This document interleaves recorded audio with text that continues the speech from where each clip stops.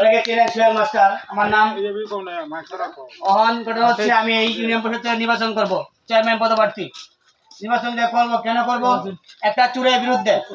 ভাই বাবা চুরি করছে কে? একটা চেয়ারম্যান বেতন পায় 10,000 টাকা। 10,000 টাকার পরে কোনো বেতন নাই, বাকিরা সব হারাম। 10,000 টাকা পরে যা খাইবো সব হারাম। 10,000 টাকা পরে সে 50 লক্ষ টাকা খরচ করলো, সে কইতে খরচ করলো, কাটরা খরচ করলো। ওই চুরের বিরুদ্ধে আমার নির্বাচন, আর কোনো কিছু না। আপনার কাছে দম সহযোগিতা চাই। নির্বাচন আসবে, অনেক আলেম আইব, উলামা আইব, হাজি আইব, বিরাট মুক্তি সাহেব আইব। জিগাবেন আপনার বেতন কত?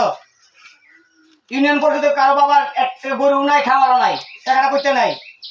এই জন্য আমার নির্বাচনে কোনো খরচ নাই, বিনা পয়সায় আপনি একটা ভোট দিবেন, শতভাগ সভা বুঝে নেবেন। শিওর। কারণ 10,000 টাকা পরে আমি যেটা খাবেন ব্যাগটা হারাম টাকা, ব্যাগটা হারাম টাকা।